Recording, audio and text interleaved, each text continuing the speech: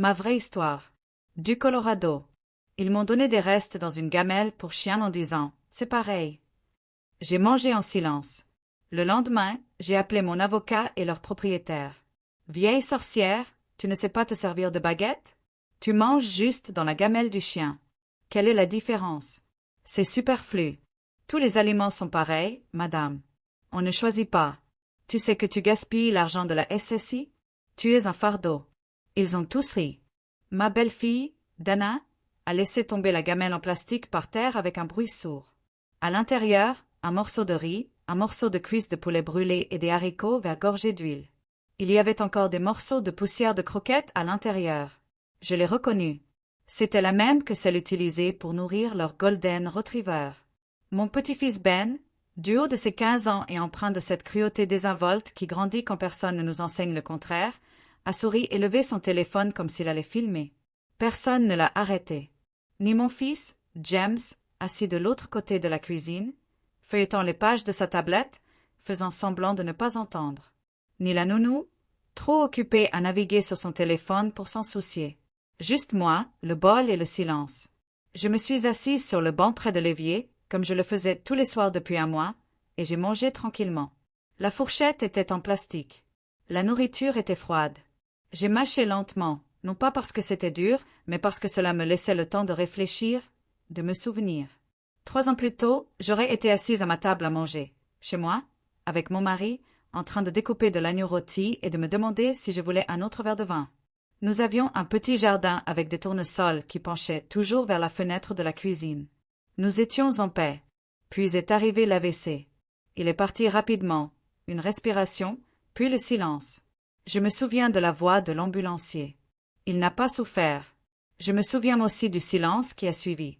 Le réfrigérateur ronronnait, l'air était trop lourd.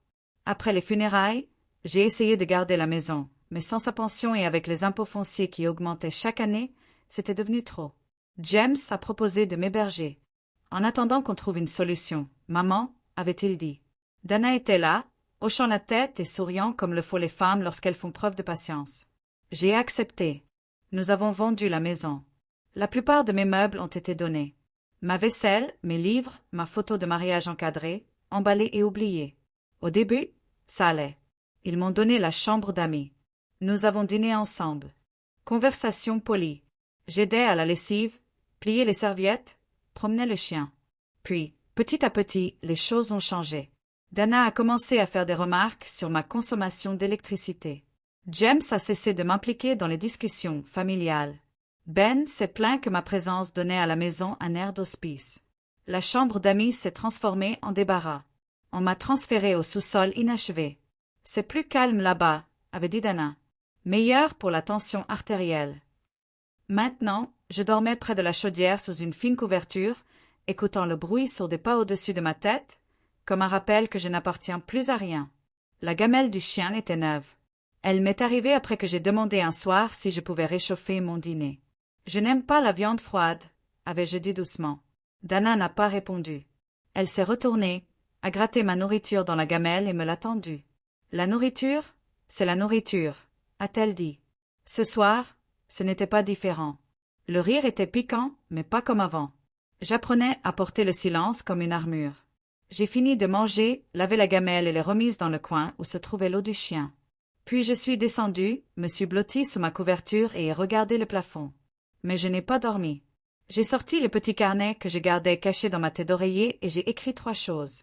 1. Le 14 octobre, la gamelle du chien, encore appelée, fardeau à voix haute.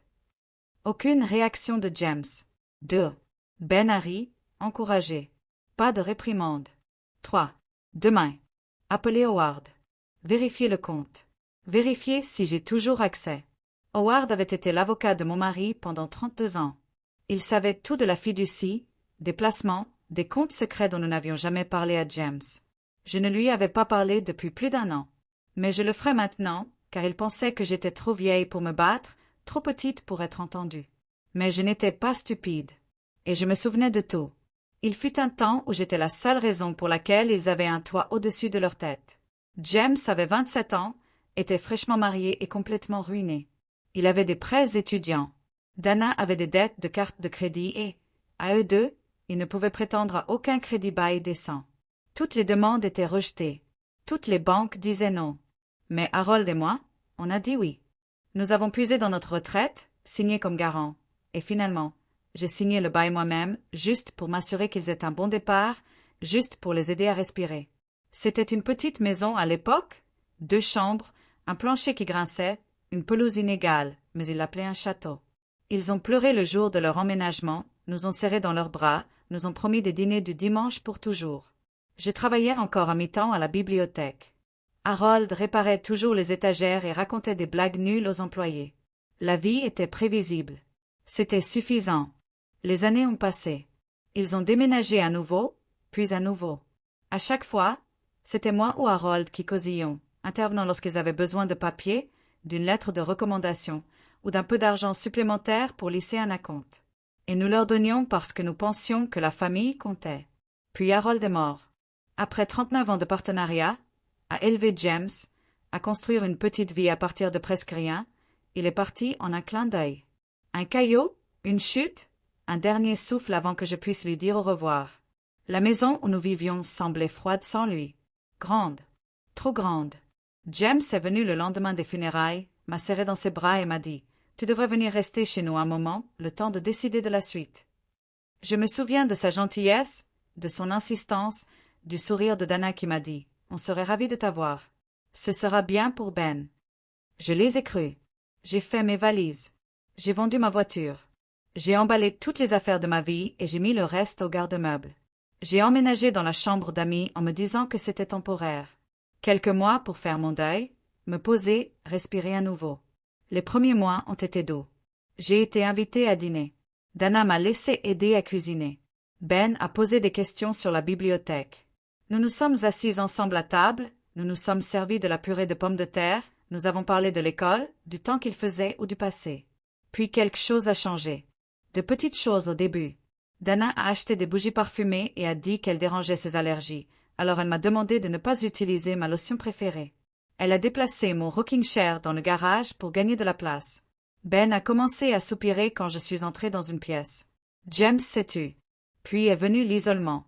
Un matin, je me suis réveillée et j'ai trouvé la chambre d'amis remplie de cartons, de décorations de Noël, de vieux vêtements. Juste pour quelques jours, m'a dit Dana, le temps de réorganiser, mais les cartons sont restés. Mes affaires ont été poussées au sous-sol. Puis on m'a demandé si ça me dérangerait d'y dormir. Juste le temps que le rush des fêtes passe. Ils ont descendu un matelas, accroché un rideau. Personne n'a parlé de me remonter. À partir de ce moment-là, j'ai vécu sous leurs pieds. Je mangeais avant eux, après eux ou pas du tout. Quand des invités arrivaient, on me disait de me reposer en bas, faute de place assise. Ma présence devenait gênante. Ma voix, une interruption. Ils appelaient ça du pragmatisme. Mais je savais que ce n'était pas le cas. Ils me voulaient petite, invisible, silencieuse. Et je le suis restée un temps. Mais ils oubliaient ceci. J'avais autrefois construit des maisons à partir de rien. J'avais négocié des baux, payé des prêts immobiliers, survécu à des pertes, élevé un garçon jusqu'à ce qu'il devienne un homme. Je n'étais pas qu'une vieille dame au sous-sol. C'est grâce à moi que leur nom figurait sur une boîte aux lettres. Et je me souvenais encore de chaque document que j'avais signé, y compris le tout premier bail que James et Dana avaient signé, avec mon nom inscrit comme garant légal. Je n'étais pas impuissante. J'attendais, tout simplement. Ils ne m'ont jamais frappé. Pas d'échymose, pas de fracture, rien qui les aurait envoyés en prison ou qui figurerait sur un rapport d'urgence. Mais cela ne veut pas dire que je n'étais pas blessée. Certaines blessures ne saignent pas. Certains mauvais traitements s'infiltrent sous la peau comme du poison. Lent, invisible et dévastateur. Tout a commencé avec le réfrigérateur. Un jour, j'ai pris le jus d'orange et j'ai trouvé un cadenas sur la porte. Dana se tenait derrière moi, les bras croisés. « On a un budget course serré », a-t-elle dit. « Tu grignotes trop le soir. » C'est juste pour contrôler les portions. Elle m'a tendu une mini-glacière. À l'intérieur, il y avait un sandwich, une petite pomme et une bouteille d'eau. J'ai hoché la tête et dit « Merci ».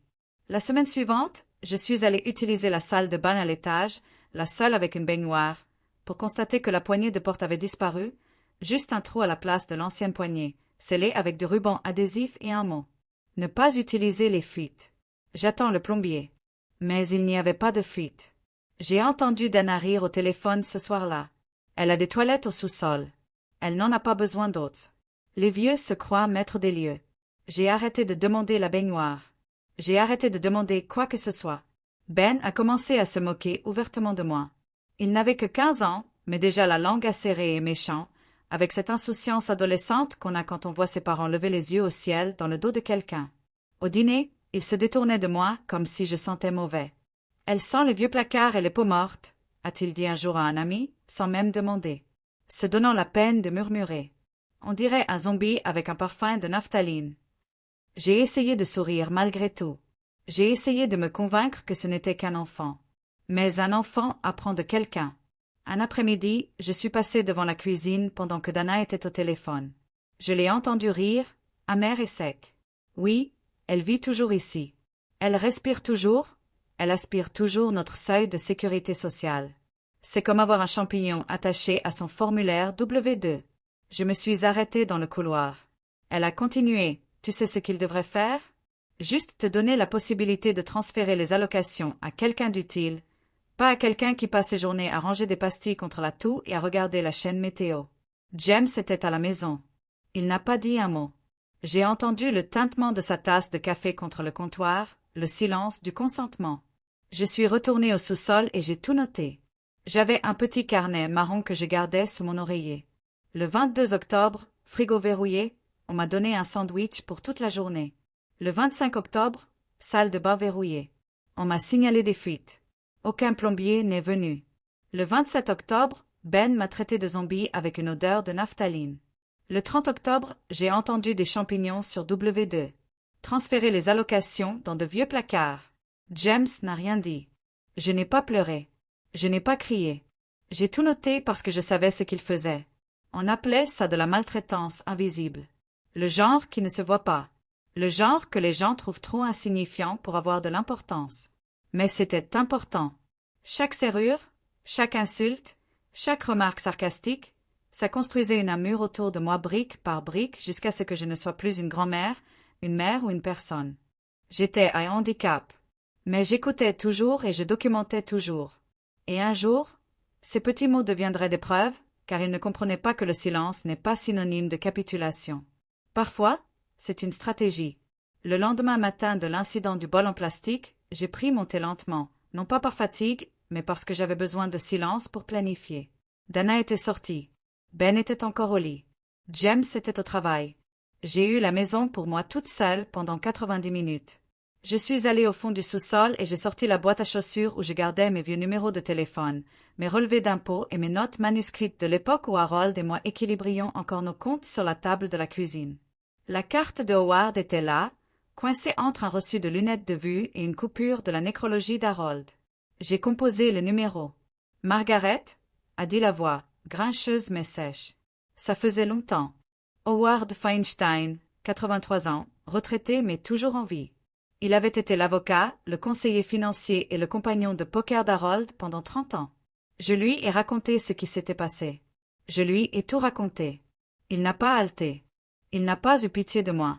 Il m'a écouté comme quelqu'un qui avait déjà vu ça. « Je vais examiner vos comptes », a-t-il dit. Pas encore bougé, juste les yeux ouverts. 3 jours plus tard, il a rappelé. « Margaret », il a dit, « vous vous souvenez du compte Vanguard qu'Harold a ouvert en 1998 ? Celui que vous avez tous les deux signé ? Oui. Il était prévu pour nos années Twilight, au cas où. Le genre d'argent qu'on oublie pour ne pas y toucher. Il est toujours actif, a-t-il dit. Et vous êtes toujours inscrite comme copropriétaire à 30%. James y a puisé. J'ai figé. Quoi? Il s'est indiqué comme principal responsable des soins sur une demande d'allocation. Il a affirmé que vous étiez financièrement dépendante, que vous ne gériez pas vos propres fonds et que vous aviez donné votre consentement verbal pour transférer le contrôle de tous les biens au foyer afin de simplifier les soins. Il a marqué une pause. Margaret, c'est une fraude fédérale, et j'ai déjà vu ce genre d'histoire se dérouler. Ils appellent ça de l'aide jusqu'à ce qu'ils détiennent l'acte de propriété. Mon cœur battait fort. Il a continué. Tu veux que je commence à collectionner les disques? J'ai dit oui.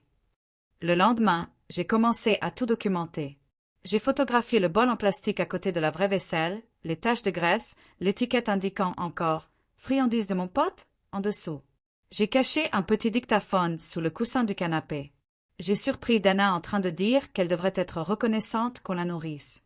Je jure devant Dieu, la prochaine fois qu'elle se plaindra de nourriture froide, je la tiendrai en laisse. Plus tard, j'ai enregistré Ben disant à un ami, on a des crédits logements supplémentaires grâce à elle. C'est comme avoir un avantage fiscal qui se plaint. J'ai tout téléchargé dans un dossier sécurisé qu'Howard m'a envoyé. Et j'ai attendu. Chaque jour, je souriais poliment. Je mangeais ce qu'on me donnait. Je hochais la tête et disais « merci ». Je jouais le rôle de la vieille femme oublieuse qui ne sait pas distinguer une assiette d'une poubelle.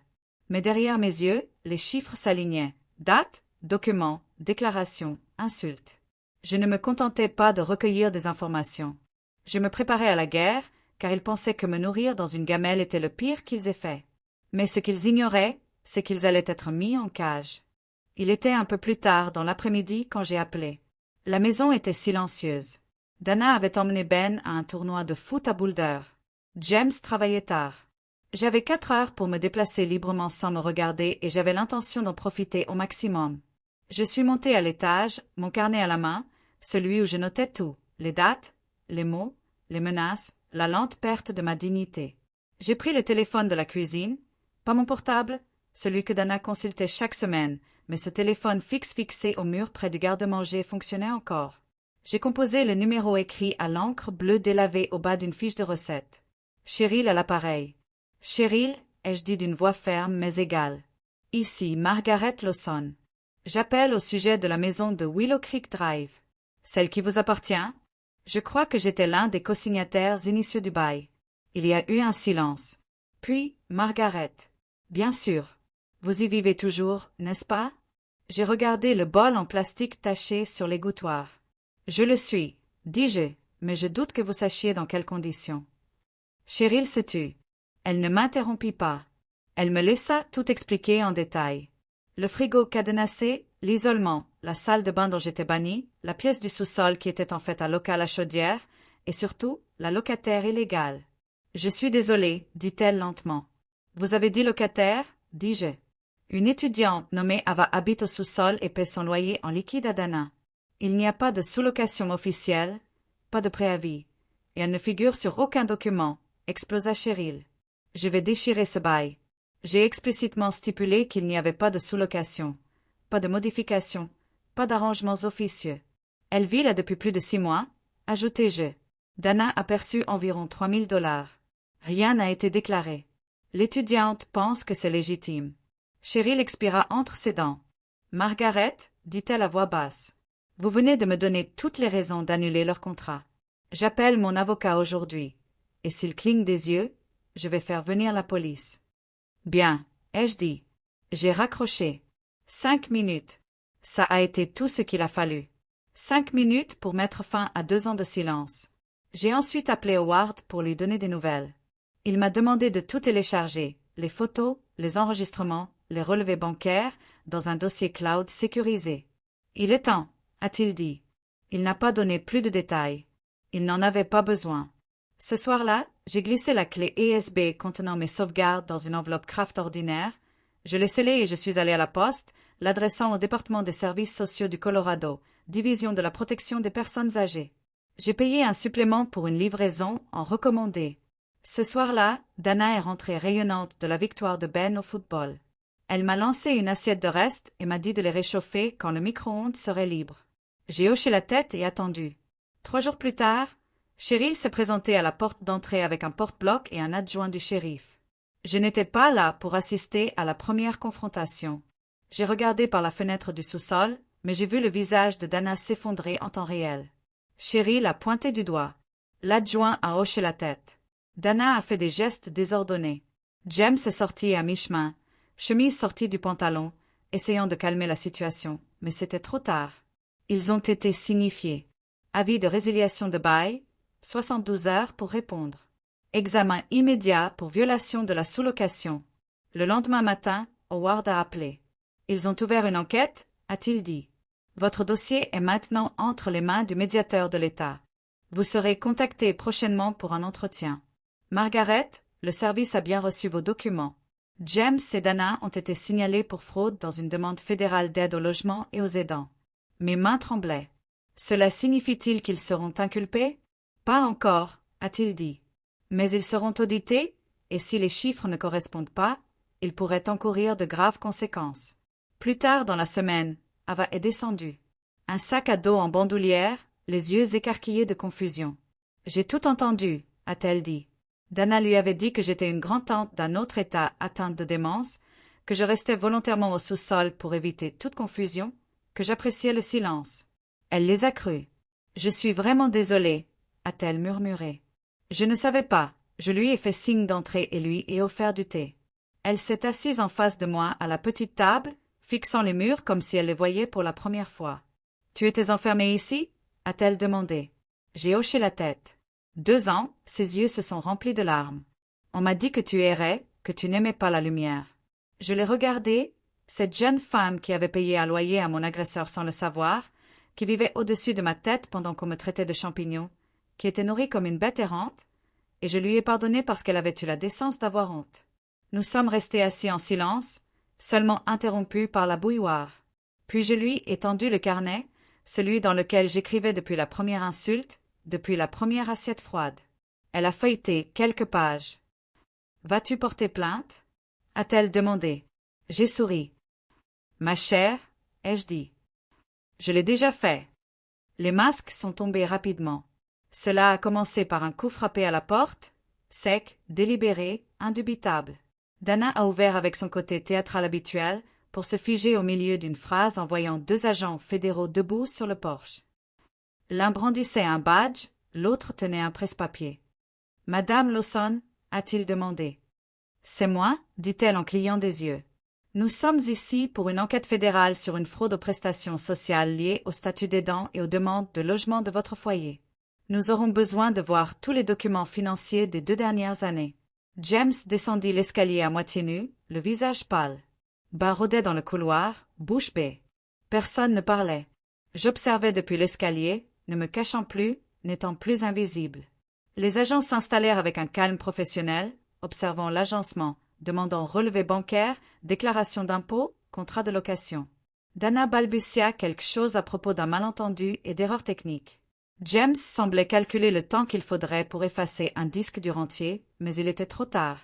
Howard avait déjà soumis les documents, les enregistrements, les captures d'écran, le carnet, chaque insulte, chaque transaction, chaque mensonge. Le lendemain, Cheryl délivra l'avis d'expulsion en personne. Je me trouvais à l'étage quand c'est arrivé. Pour violation substantielle du contrat de location, dit-elle froidement. Ce bail est résilié avec effet immédiat.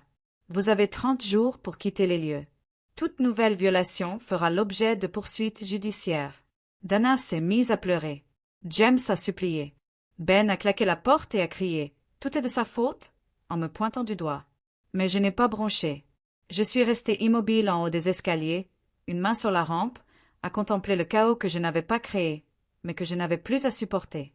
Cet après-midi-là, j'ai reçu un appel du bureau du médiateur pour les personnes âgées. Une femme nommée Lydia m'a parlé doucement, comme quelqu'un qui comprend les longs silences. « Madame Lawson, nous avons terminé notre examen préliminaire. » Elle a dit « Vous êtes officiellement reconnue comme victime de maltraitance financière et psychologique envers les personnes âgées. Nous mettons en place des services de protection. Un travailleur social vous sera affecté pour vous aider avec le logement, la récupération des biens et les soins de transition. » J'ai fermé les yeux, non pas par fatigue, mais parce que, pour la première fois depuis des années, j'étais en sécurité. 30 jours ont passé vite. Je les ai regardés faire leurs valises. Dana pleurait sur des sacs à main de marque qu'elle ne pouvait plus se permettre. James devenait plus silencieux à chaque carton qui passait. Ben refusait de m'adresser la parole, et lorsqu'ils partirent, sac à la main, la fierté en miettes, je m'assis dans la cuisine où autrefois il me nourrissait des restes et me préparait un repas complet, dans une vraie assiette de mon propre réfrigérateur. À la table que j'avais payée, avec une dignité que personne ne pouvait supporter. On disait que j'étais trop vieille pour vivre seule, trop fragile, trop perdue. Mais j'étais là, debout dans ma propre cuisine, le soleil éclairant le plan de travail, une miche de pain chaude refroidissant près de la fenêtre, un parfum de cannelle emplissait l'air, la bouilloire sifflait, et personne ne me criait dessus parce que je gênais. Après l'enquête, j'ai obtenu un logement temporaire grâce à un programme de protection des aînés. Howard m'a aidé à débloquer le compte de retraite inactif qu'Harold avait ouvert à nos deux noms. L'argent, m'a-t-on dit, avait disparu depuis des années. Il n'avait pas disparu. Il avait simplement été enterré. En une semaine, j'avais un appartement propre et calme avec vue sur un parc. 2 chambres, une pour moi, une pour les invités, ou un jour pour quelqu'un d'autre qui cherchait un endroit où se poser. Lydia, du bureau du médiateur, m'a mise en contact avec une association locale appelée Protect Orelder. Ils ont aidé à coordonner le déménagement, ont trouvé des bénévoles pour repeindre les murs et ont même organisé des séances de thérapie avec des femmes qui avaient vécu la même brutalité silencieuse que moi. Mais je ne voulais pas me contenter de survivre. Je voulais créer quelque chose. Alors j'ai ouvert la table tranquille. Juste une petite boulangerie d'angle pouvant accueillir 8 personnes. Sans fioritures, sans musique forte, juste du bon thé, du pain frais et une place libre pour ceux qui en avaient besoin. Sur le mur près de l'entrée, j'ai accroché une pancarte. Ici, personne ne mange dans le noir. Tous les vendredis, nous organisons des heures de conte, non pas pour les enfants, mais pour les personnes âgées. Elles viennent partager des souvenirs, leurs chagrins, des blagues qui font rire plus personne. Je sers le thé. J'écoute. Je me souviens. Ava, l'étudiante qui habitait à l'étage pendant que j'étais enfermée en bas, me rend souvent visite. Elle amène des amis maintenant. Ils s'assoient avec les femmes et posent des questions importantes. Ils apprennent ce que coûte le silence et ce que l'écoute peut restaurer. Et moi, je mange dans de vraies assiettes avec de vraies fourchettes. À une table que j'ai dressée moi-même, car je ne mange plus dans le noir, et je ne le ferai plus jamais. 1 an plus tard, la table silencieuse était plus qu'une boulangerie. C'était un refuge. Chaque matin, l'odeur des biscuits au miel et des scones au beurre se répandait dans la rue. Les habitants venaient non seulement pour manger, mais aussi pour respirer, pour des pâtes, pour avoir la permission d'être humain dans un monde qui oubliait souvent comment faire. Les murs étaient tapissés de photos. Pas de portraits de famille ni de plaques de récompense, mais des instantanés spontanés de la vraie vie. Un homme aidant sa mère à nouer son écharpe. Une femme écrivant une lettre qu'elle n'avait jamais eu l'intention d'envoyer. Un garçon serrant sa grand-mère dans ses bras après l'école. Les gens ne venaient pas pour un café. Ils venaient pour être vus.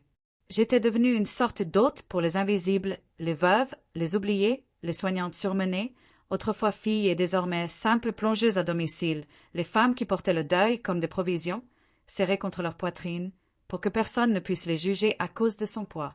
Nous avons lancé une réunion hebdomadaire appelée Parler même doucement. Pas de micro, pas de scène, juste une longue table, une bouilloire chaude et une question écrite au tableau. Que auriez-vous aimé qu'on vous demande avant de tout donner? Que vous a coûté le silence? Que diriez-vous à la fille que vous étiez? Elles sont venues, elles ont répondu. Certains sont restés jusqu'à ce que la lumière des fenêtres disparaisse.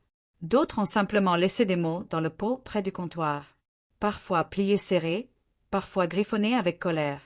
Je voulais que quelqu'un l'arrête. J'ai abandonné mes études de droit pour changer ses couches. Je ne sais plus qui je suis quand je ne m'occupe pas de quelqu'un d'autre. Et malgré tout, j'ai écouté. C'était vraiment la leçon.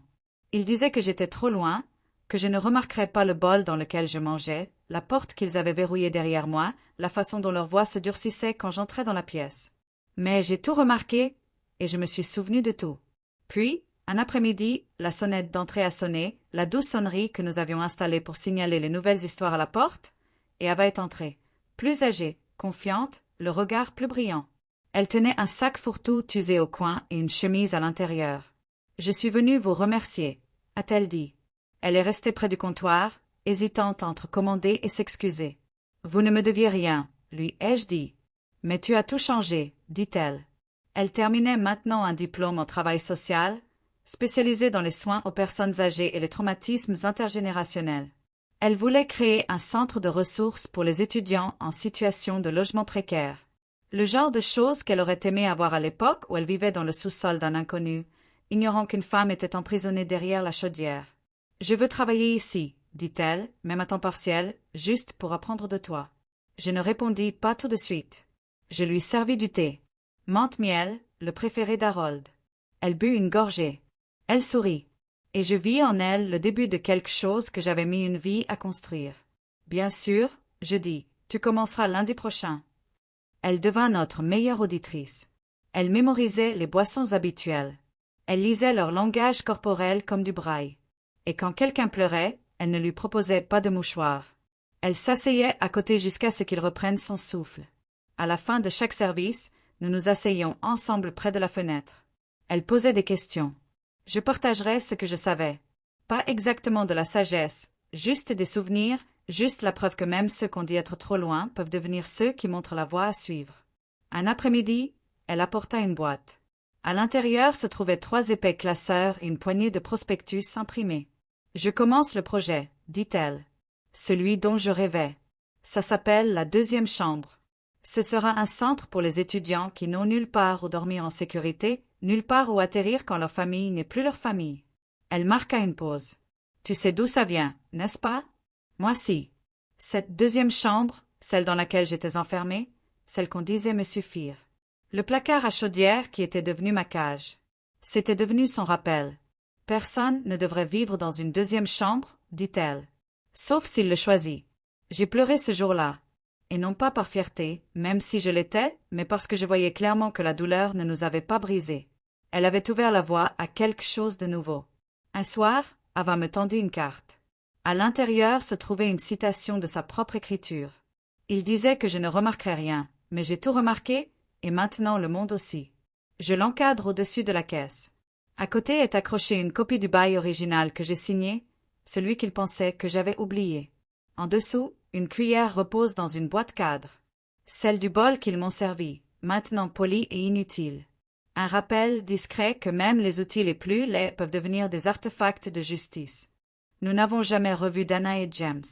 Aux dernières nouvelles, ils avaient déménagé, leur dossier était entaché d'audits et d'enquêtes qu'ils ne pouvaient effacer. Ben avait abandonné l'école, imputant apparemment ses échecs à des drames familiaux. Mais je n'ai pas couru après la fin. J'ai laissé l'histoire se reposer, car j'en construisais une meilleure. Pour le premier anniversaire de la table tranquille, Ava m'a surprise. Elle et les femmes de parler même doucement se sont réunies pour dévoiler une nouvelle installation au fond de la boulangerie. Une étagère remplie de journaux vierges, chacun portant une petite étiquette à l'intérieur sur laquelle était écrit « Pour les histoires que personne ne vous laisse raconter ». Les clients peuvent les prendre librement, les remplir et les rendre, ou les brûler si nécessaire. La guérison est différente pour chacun, mais elle commence par se laisser parler.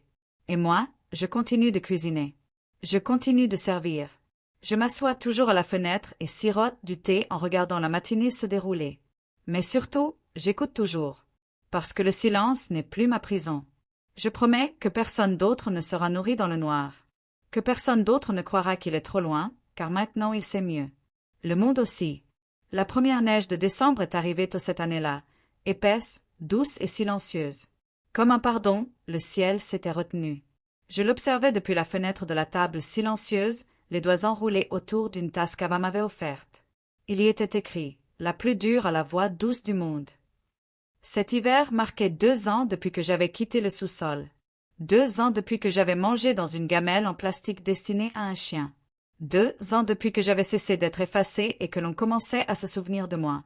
Mais maintenant, quelque chose d'autre commençait. Ava allait se marier. C'était un homme doux nommé Joël, un charpentier, aux mots doux, dont les mains n'avaient jamais pointé le doigt vers le coupable. Ils se sont rencontrés dans sa cité HLM, se portant volontaires pour installer des portes dans des refuges pour femmes qui n'avaient jamais eu de serrure auparavant. Leur amour était discret et terraque sans grave-terre, du genre à plier du linge et à arriver à l'heure. Un après-midi, il m'a demandé ma bénédiction devant un crumble aux pêches. « Elle n'a pas besoin de permission, » a-t-il dit, « mais j'aimerais avoir votre confiance. » Il l'avait. Le mariage a eu lieu dans notre cour arrière, la même où parler même doucement avait débuté. Les tables étaient drapées de lin, les chaises dépareillées, chacune offerte par quelqu'un qui avait trouvé ici un second départ. Et quand Ava a marché jusqu'à l'hôtel, vêtue d'une robe vert foncé, les cheveux relevés de minuscules grues en papier, j'ai pleuré pour toutes les femmes qui n'ont jamais eu ce jour et pour toutes celles qu'Ava portait désormais avec elle. À la réception, elle s'est levée et a porté un toast. Cette boulangerie, a-t-elle dit, n'a jamais été qu'une question de pain. Il s'agissait de reconstruire. Il s'agissait d'une femme qui m'a appris que le silence n'est pas synonyme d'échec. C'est une stratégie. Que la survie n'est pas une faiblesse. C'est un témoignage. Elle m'a regardé. Tout ce que je suis est dû à elle qui a remarqué ce que le monde essayait de cacher. J'ai baissé les yeux. Mes mains tremblaient. Non pas de vieillesse, mais d'émerveillement. Plus tard dans la soirée, Après le départ des invités, les lumières de la cour scintillaient comme des étoiles lointaines. Ava et Joël étaient assis avec moi à la longue table, mangeant les restes du gâteau avec des fourchettes dépareillées. « On a une question, dit-elle. Je haussai un sourcil. « Tout est prêt, rit Joël. Nous voulons donner ton nom à l'aile communautaire de la deuxième salle. » Elle dit une extension complète, des salles de classe, des centres d'aide juridique, un service d'accueil sans rendez-vous, tout cela sous ton nom. J'ai senti ces mots me réchauffer la poitrine plutôt que de me peser. « Quel nom lui donnerais-tu » demanda-t-elle. Je marquai une pause. Je repensai à toutes les femmes qui avaient franchi ma porte ces 2 dernières années. Des femmes qui avaient murmuré des vérités dans des tasses de thé. Des femmes qui avaient laissé des bribes de leur histoire dans des notes en marge. Des femmes qui arrivaient la main tremblante et repartaient d'un pas assuré. « Appelez ça la salle d'écoute, dis-je, parce que c'est là que commence la guérison. » Elles hochèrent la tête. Et ainsi commença. La construction commença au printemps suivant. Bénévoles, dons, subventions municipales. Tout le monde mit la main à la pâte. La cérémonie d'ouverture eut lieu un mardi matin, et la mère arriva avec un chèque et les larmes aux yeux. Le bâtiment était simple, ensoleillé et ouvert. Pas de porte verrouillée, pas de petites pièces, pas de sous-sol. À l'entrée principale était accrochée une plaque en laiton indiquant la salle d'écoute, fondée en l'honneur de ceux qui furent un jour réduits au silence. À l'intérieur, une photo encadrée accrochée près du bureau de la réception me montrait à la table tranquille, assise en face d'Ava. Nous rions tous les deux, sans pause, sans après, juste sincères. Sous la photo, une citation gravée dans le bois. Elle attendait. Elle se souvenait. Elle se réappropriait. Les mois passèrent. La salle d'écoute s'agrandit et moi aussi. J'ai ralenti, oui. Mes mains se sont raidies dans le froid. Mes yeux avaient besoin de plus de lumière pour lire, mais je ne ressentais aucun déclin, seulement un approfondissement. Je me sentais plus mienne que jamais. J'ai recommencé à écrire. De petits essais, des réflexions. Ava m'a convaincu de les enregistrer sous forme de journaux audio. Nous les appelions des miettes de courage. Chaque lundi, nous en sortions un nouveau. 5 minutes de souvenirs pour les femmes buvant un café avant le tribunal, avant d'être soignantes, avant une nouvelle journée de force pour tous. Les épisodes se sont répandus. Ils ont atteint les bibliothèques des villes rurales. Ils ont joué dans les refuges. Ils ont réussi à atteindre les poches de filles qui ignoraient la douleur de leur mère. Et grâce à elles, j'ai vécu 2 fois. Une fois à mon époque, une fois à la leur. Puis, l'automne dernier, un événement inattendu s'est produit. Ben est arrivé. Le garçon qui m'avait autrefois traité de zombie, qui riait quand on me nourrissait par terre, qui m'avait regardé disparaître sans dire un mot. Il était plus grand maintenant, plus mince, le regard fatigué. Il est entré dans la boulangerie à la fermeture, chapeau à la main, les mots hésitants. « J'ai entendu parler de cet endroit », a-t-il dit. Je ne savais pas à quel point j'ignorais tout. Il m'a raconté qu'il avait quitté la maison à 19 ans, tenté d'échapper au poids de notre silence.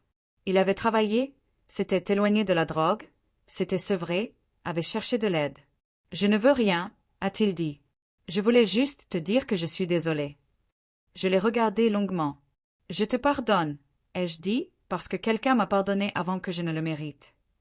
Il a pleuré doucement, comme le font les garçons brisés lorsqu'ils voient enfin les décombres qu'ils ont traversés pieds nus. Je lui ai fait du thé. Il vient maintenant, pas souvent, mais assez souvent. Il est bénévole à la salle d'écoute. Parfois, il prend des notes, même à voix basse. Il ne prétend pas être meilleur qu'avant, mais il est présent. Et parfois, c'est suffisant. Quant à moi, je fais toujours de la pâtisserie. J'enseigne toujours. Je garde toujours une place à la table du fond au cas où quelqu'un entrerait et en aurait besoin. Je dis aux gens maintenant, l'héritage n'est pas ce que l'on laisse derrière soi. C'est ce que l'on récupère après qu'on ait essayé de vous enterrer.